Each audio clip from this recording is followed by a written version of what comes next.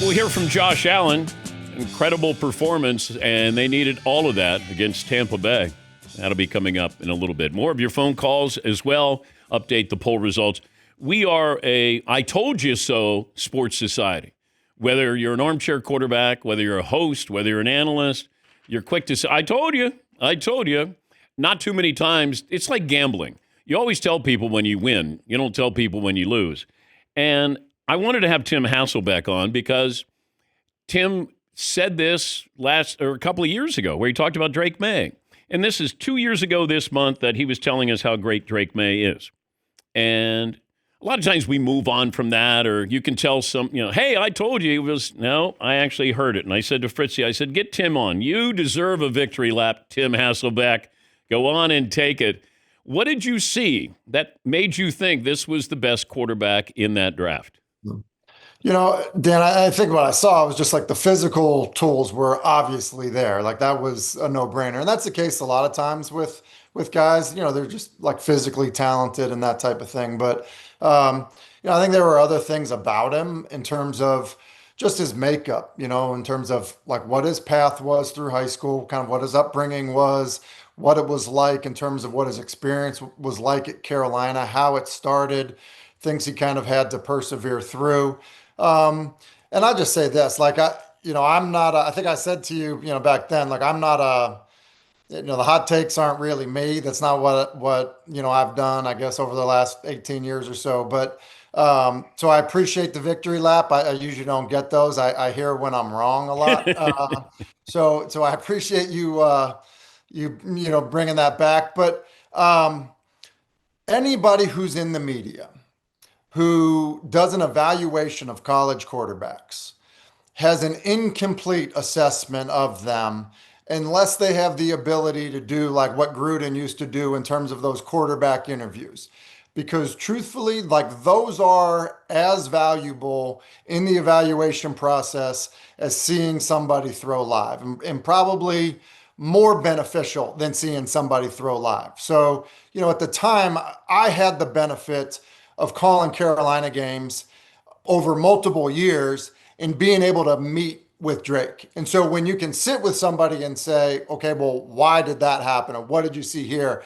That tells you way more than just watching somebody's film and making an assessment on it. So look, I've been right about other guys in the past. I've been wrong about other guys in the past.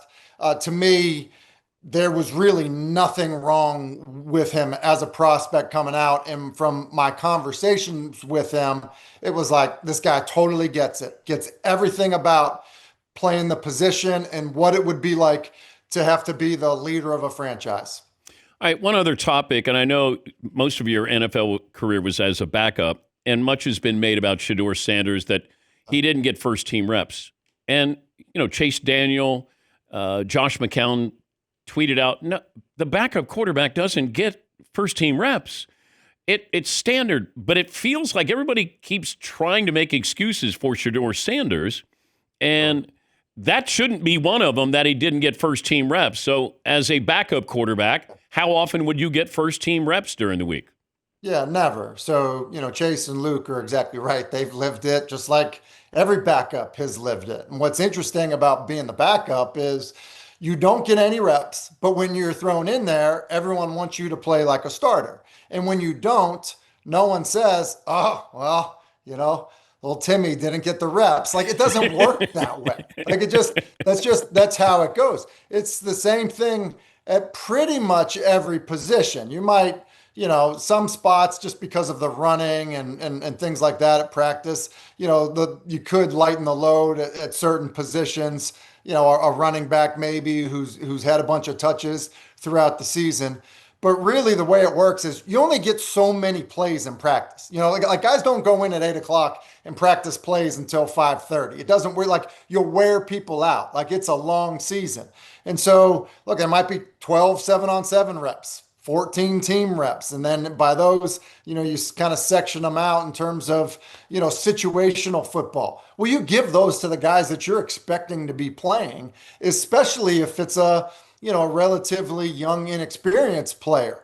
So like that's that is standard practice across the league. And really the only time a backup would get any type of work at the quarterback position is if, the starter is just, in year 15, year 18, and they're kind of like designed days off.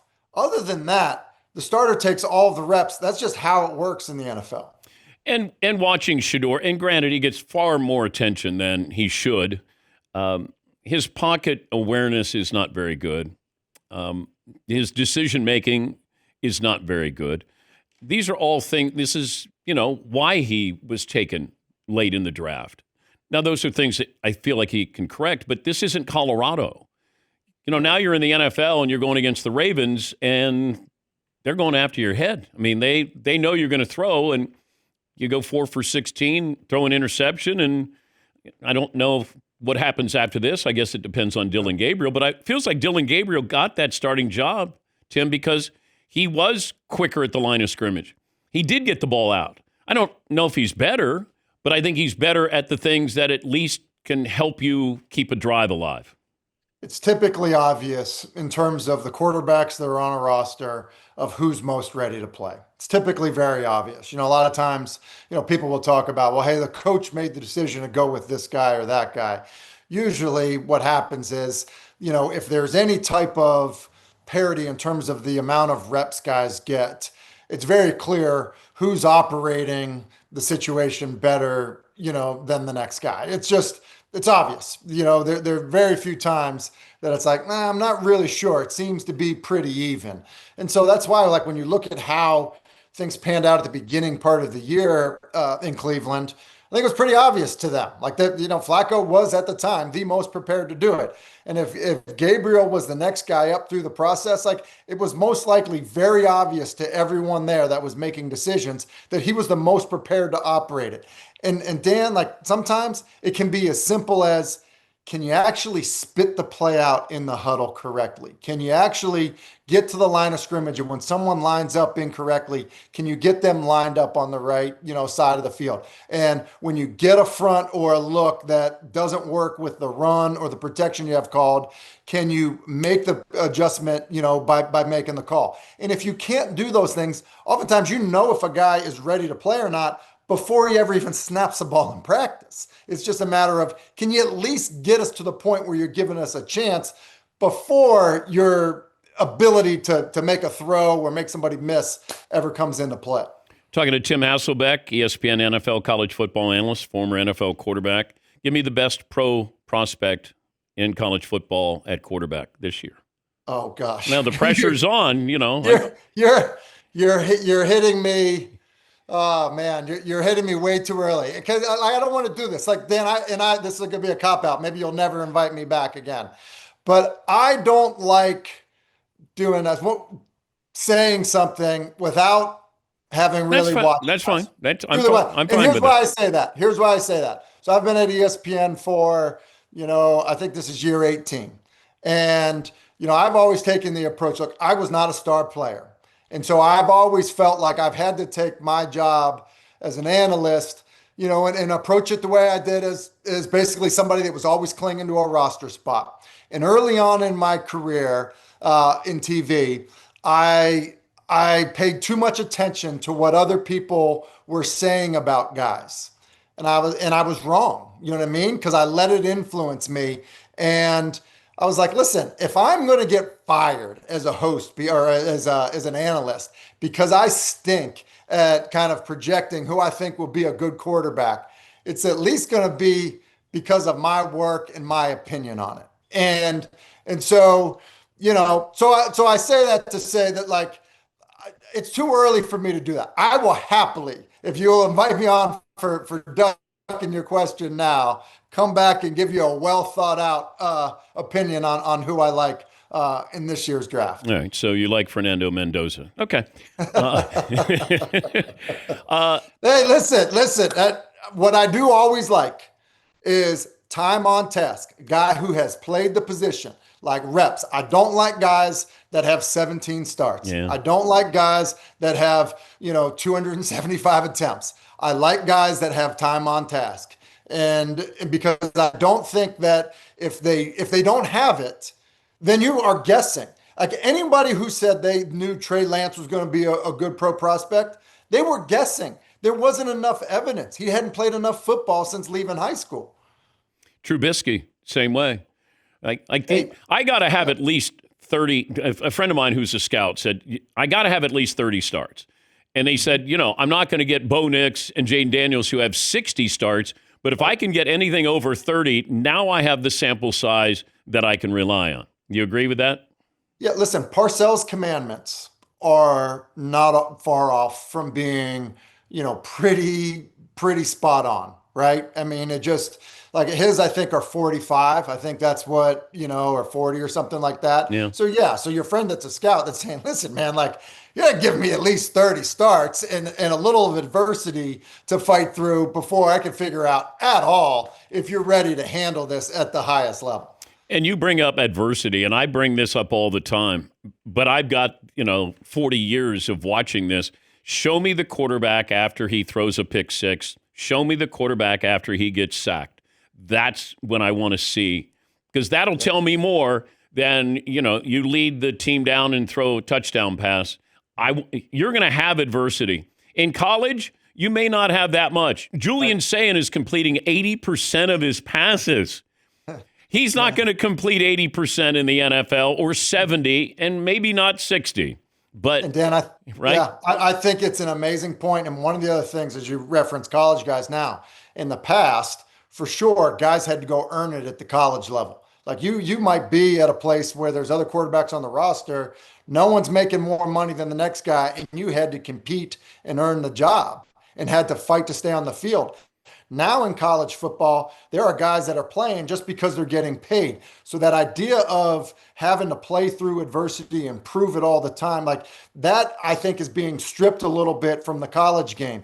And in terms of responding to the adversity, responding to it in, kind of micro, moments in terms of in a game when it happens, but also even, bigger when the struggle is real and it's weeks at a time and you're being blamed for things that aren't your fault. Like all of those things, I think are things that tell you way more about a quarterback and the longevity of him being able to sustain success at the position.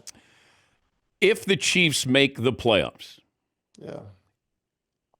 is there a team that you would take over the Chiefs who probably won't? They're not going to have home field advantage, but is there a team that you would take over them in the AFC? Yeah, I think there are a bunch of teams that on their home stadium would be able to beat Kansas City. A I say a bunch bunch. of teams. I think a bunch is probably extreme. Look, if um, I think Buffalo would be able to do it. I think Denver, as we just saw, would be able to have a good plan and be able to hang in there and do it. Would the Colts be able to do it? I think some certain things would have to go their way. Look, everyone's going to be a little bit afraid of Kansas City if they make it into the tournament and are showing up, in their building. Sure. But that path is different. That Kansas City's defense is very good, but they're better at Arrowhead than they're going to be on the road in the postseason. Like that will be a factor.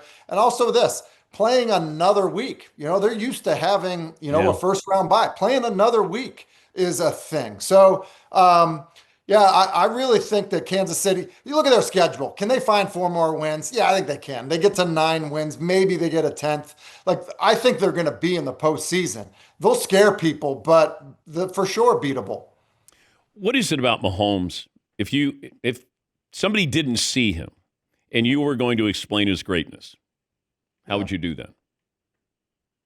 I think the things that the guys at the very, very highest level are doing, and Mahomes is definitely in this mix, is they can play perfectly in the structure of an offense, meaning like the guys that have to play right on time, ball comes out quickly, see it. Hey, you have a blitz, they adjust the protection, get it picked up, or they throw the hot, they see the sight adjustment, all that stuff. But then he's got the ability to, outside the design of the play, do things where you go, like that literally goes against everything you would ever coach somebody to do because guys physically don't have the ability to do it and that type of thing. And then I also think that he has, I don't know, maybe the best way to say it is a competitive awareness in critical situations, like gotta have it situations to kind of raise his ability to be better than most in that environment? Like, why does he run better in the playoffs in critical moments? Like, why does that happen? It's like, well, you know what? Because he just gets it, man. Like, it is on the line at that moment. And I think, look, I think Josh Allen does that. Like, but Mahomes for sure does that. I'll leave you with this. I'm watching Jalen Hurts. I don't think he's a good passer, Right. but I think he's a great quarterback. Does that make sense? Like, hey, I've seen him at his highest level go toe to toe with Mahomes. It's Sure. just he's not one of those regular season guys where you're going to go, boy, look at those numbers. And even last night, it's not really threatening. So, how do they make him a better passer? Yeah, here's what I'd say about last night. I do think, and this is another one of those where it's like can be an incomplete evaluation. I thought Goff looked tough, like pretty bad last night. I Yeah. think the conditions there, which don't always appear on television, maybe were a little rough. So I think there's an element of that. But to your point, I think he had under 100 yards passing through three quarters. So, how do you make him a better passer? I think you really try to hone in on the things that he does extremely well, which, I think there are certain kind of, concept combinations that they've been really successful with in the past, pairing certain runs with the pass, where it defines the look easily, for him. But I think I think it's really diving into that stuff. The other thing that I think has happened, and it's a little bit of a double-edged sword, I think running a quarterback and expecting him to be really accurate is asking guys to do something that's nearly impossible, right? It's the foul shooter who like is as good when he's super tired, right? When he's not for quarterbacks. At the same time, with I think the type of football player he is, so yes, he's a quarterback, but I think also the type of football player he is, I think he's a little bit better when he runs. I just think that the threat of him as a runner, I think clears things up as a passer, and they just haven't been running him, which I don't think is a bad plan in the regular season. Yeah. But I do think they need to run him in the postseason. Congratulations on your victory lap, Tim. Hey, well, I just would say thank you because you're the only one that's ever offered something like that to me. So I appreciate that very much. That doesn't happen. Thank you, Tim. All right. Thank you. Tim Hasselbeck, ESPN NFL college football analyst.